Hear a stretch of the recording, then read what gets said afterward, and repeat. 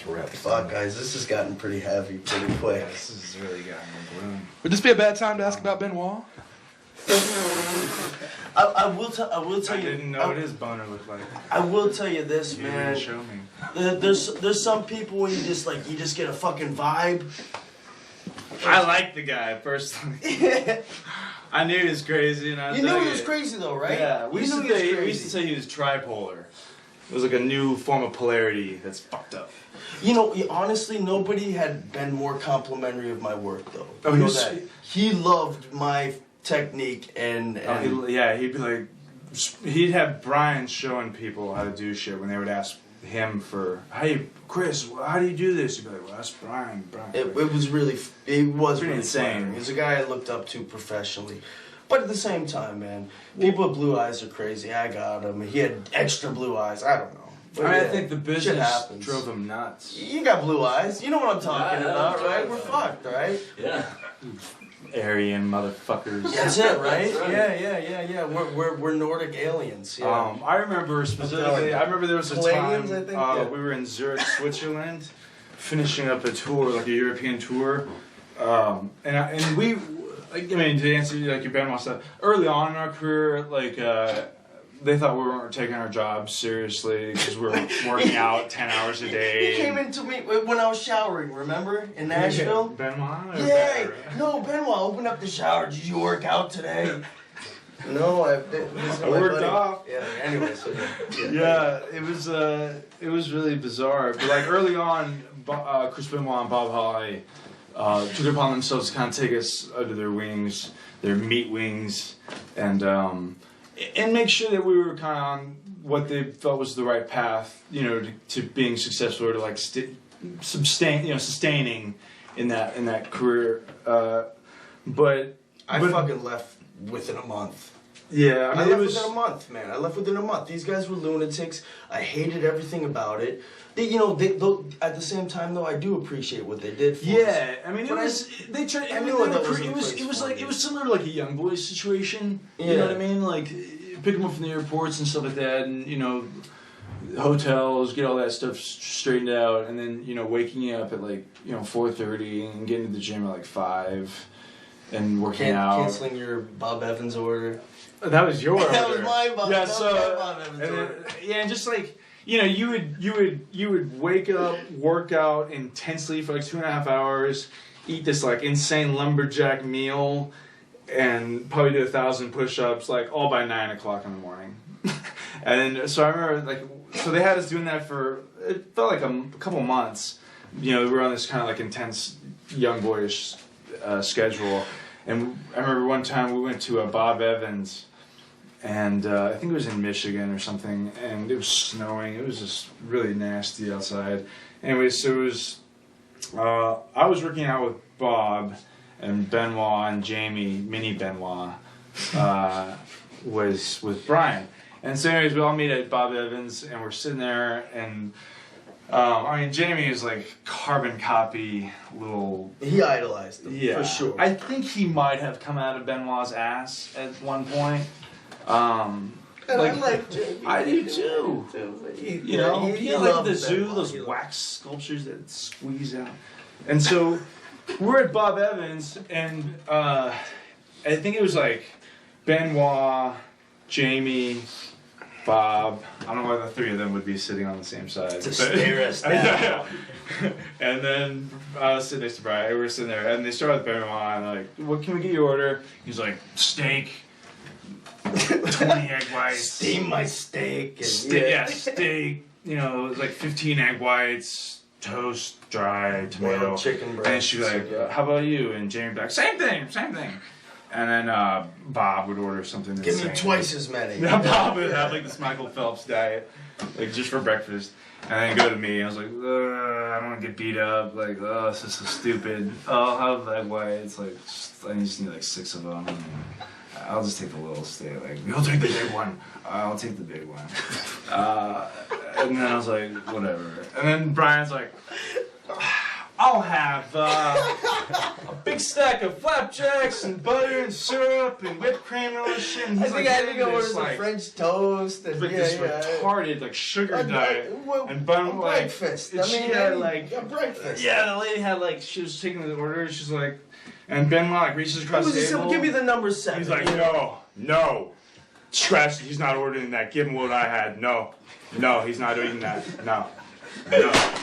Hey Ty, you see me, man? I can't even finish a sandwich. This motherfucker made me choke down every last pukey egg. Yeah, I hate it. He's sitting there ordering it, and then when his order got interrupted, he's like, no, he's not ordering that. No, give him what I had. He was like, oh, I'll kill you. Like, that's what he was saying with his eyes. I will kill you. No, he wasn't saying that.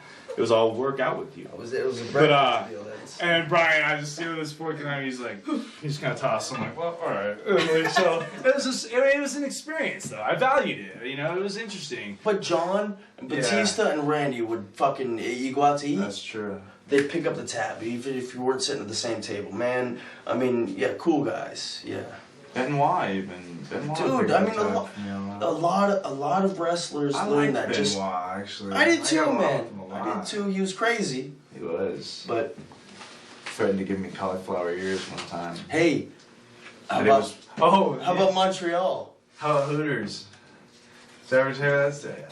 So we were in Buffalo, New York, and I was riding with Jamie and Jamie and Chris at the time. Brian, I think had just left like not too long ago. Probably got the fuck out of there by then. And we were in Buffalo, and so we're driving to the hotel, but Chris was hungry, so I was like, let's go to Hooters, and I think it was like already 11:30. They were closed, and they only had like one table left in there. And they're closing the door, and he like sticks his foot in there, and he's like, still open. And so he kind of forces us in there, as just he and myself and Jamie, and we go to sit down. And so the table behind us has kind of been real raucous and everything, and they're like giving the waitress a hard time. He's like, those motherfuckers are irritating me. I'm like, oh yeah, they're kind of loud. And he's like, you should go do something about it. You should go do something about it. Yeah, you know, you're a mild Neanderthal. Yeah. You with the blue tights and the white spermy juice. And it's like, okay. And so I go over to this table. I'm like, hey guys, can I keep it down a little bit? He's gonna my buddies here, we're tired, and also you kind of giving the girl a hard time, guys. I mean, just chill out.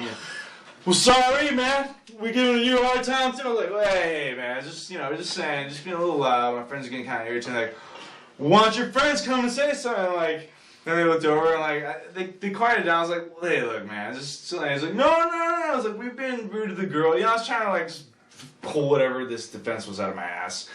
And then anyways, they were like, all right, no, that's cool. And like, so we go and sit down, and then they come over and they're like ready to give it. Like, hey, we just wanted to say no offense. Oh man, Chris Benoit, man! He like puts like this, and the second he puts his hand on his shoulder, Chris just goes, "Get your fucking hand off!" Hey, no disrespect, man. Like he's in this zone. It was insane. You know, I did the same thing to Sign Guy. Oh, he did it at a Hooters. He put his hands like, we're all buddies. Get your fucking hands off of me. So I get it. It's great. I love it. Fuck them. So these guys leave, and the girl comes up, and she's like, oh, hey, you didn't have to do that. That was really nice. And I'm like, oh, you don't have to do it, you know. And so then she goes and puts our order in and everything, and they're like, okay, it's set. You're gonna fuck this girl. You're gonna fuck her, and we're gonna watch from the closet and jerk off. I was like, what in the fuck did I get myself into? What? I stepped in like the Canadian Twilight Zone or something? I didn't understand what the fuck was going on. And Jamie goes to the bathroom. I'm like, Chris, man, I'm like, I have a girlfriend. Like at the time, I was like, it's not really my thing, man. And he's like, no, you don't have to do anything. No, I know, it's cool. Then Jamie showed me, goes, no, you're gonna fuck her. And we're gonna watch and jerk off. And he doesn't have cauliflower ears. We should rough him up. And I was just like, this is getting a little homoerotic for my taste. I'm not really into this kind of thing, guys. And but yeah, we still rode together. I just would get my own room because it was safe. And but yeah, it was interesting riding with Chris. I mean, it was real intense. but he always was willing to give advice, you know what I mean? He was like, you need to fight back more, you need to, you know, pick your points to fight back, and just really invested a lot of time in Brian and I.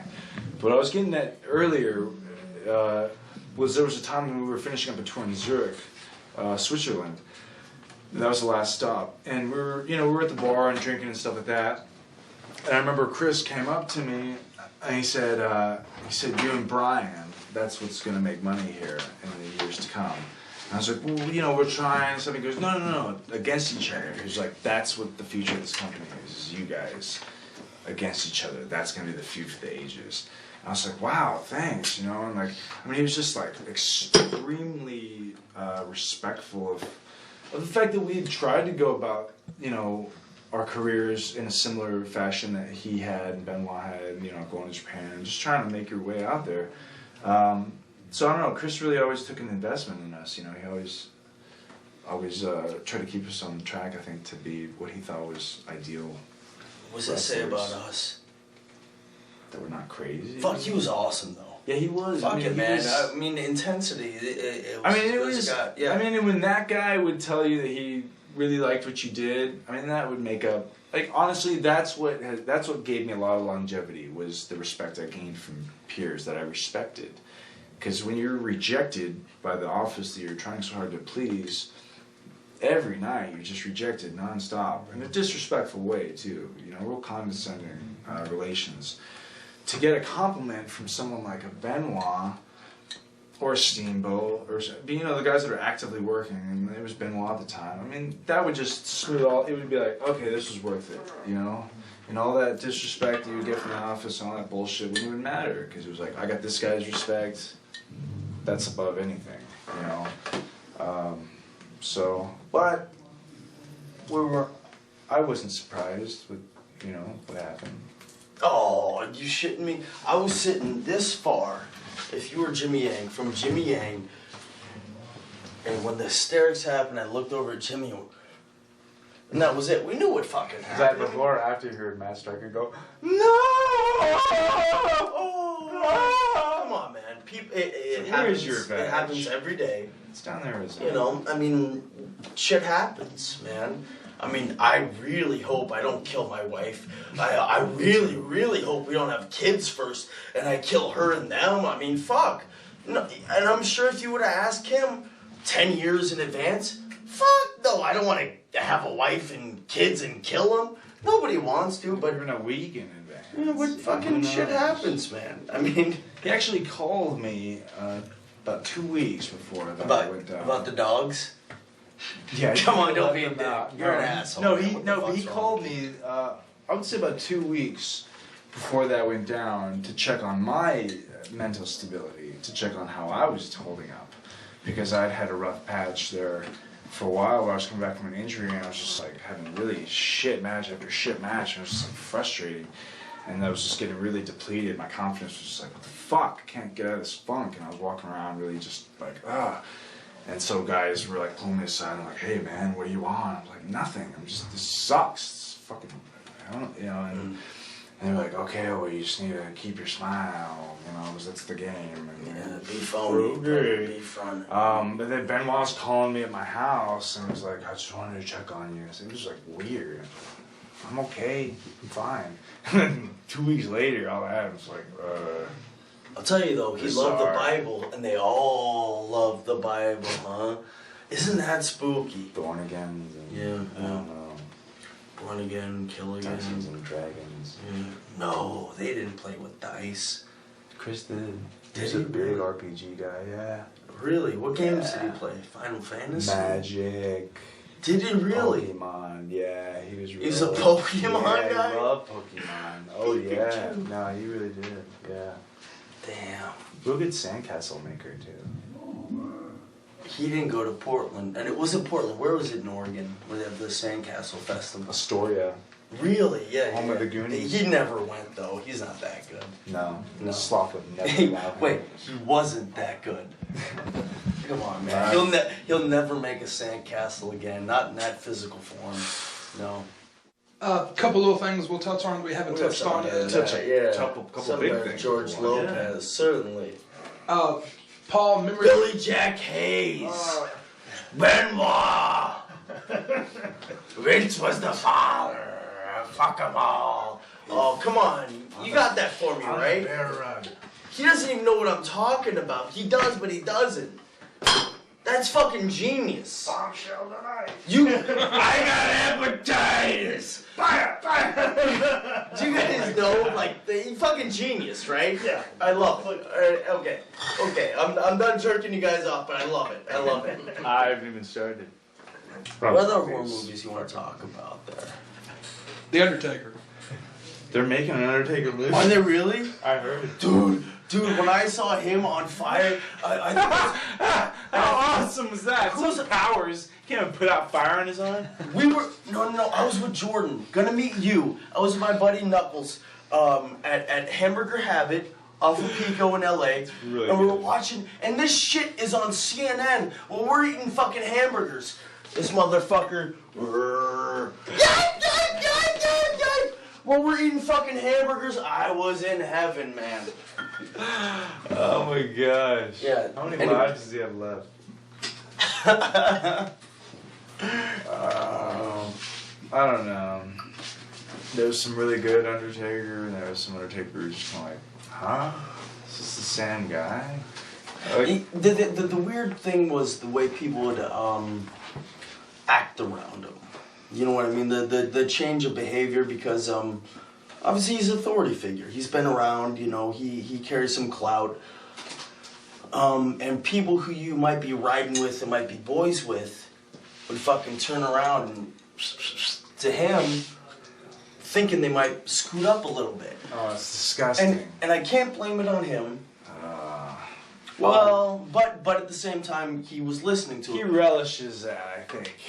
You know, I didn't like the way people behaved around him. I For didn't like sure. being dragged in my fucking room at 3 in the goddamn morning in Australia to come downstairs to fucking look at all these grown old fucks act as courtroom and have wrestlers court in a fucking what you won? in a ballroom of the hotel lobby. We're on the end of an Australian tour. Don't drag me in my goddamn room at 3:34 in the morning to come watch The Undertaker act as a judge, act as Judge Judy, to fucking Picture this. Oh my god. You're working Eminem for a whole loop, and it's going good. New Zealand, fucking the best houses you've ever worked in front of. Yeah. Australia, bam, awesome tour. And the valet for him is on court for not fucking shaking hands or some bullshit that goes on in the women's locker room. There's a ton of other shit too, like making passes at Benoit and all that. Who knows, man? But we have to fucking bet. We're forced down there. We have to bet. At what time is the girl who's on trial gonna cry at? We're picking times. I say 1 second. I lose. That's disgusting. My buddy It's says like, 10 minutes. He fucking wins. He fucking wins and doesn't want to fucking win. That's so bad. It's disgusting. You're seeing this girl like getting raked across the coals with all her friends who are now coming out because everyone's watching this. Oh, So I mean, it's there's parts disturbing. like that where it's like, And I like the girl, and I know you do too. She's a nice girl. Yeah, I got her with a diamond. She can see, and like and so I just think actually, it's aesthetic dentition.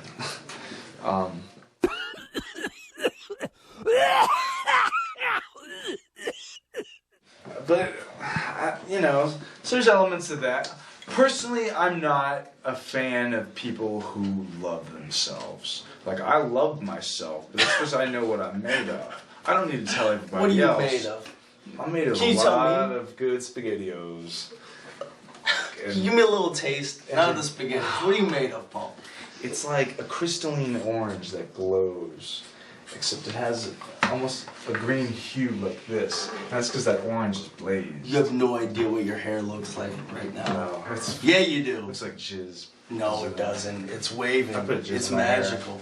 Jizz makes your hair strong. But I'm just not a fan for people who wear their own merchandise.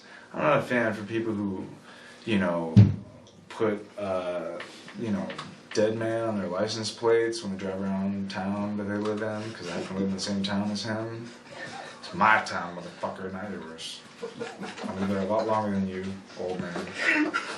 Born and raised, motherfucker. Jesus Christ. You don't know what weird is, motherfucker. I'll kill you for real. All that I know is I'm just gonna light you on fire. What's your weakness? Fire. Yeah. You got any questions for us? Randy Orton. Love Randy. Yeah, me too, man.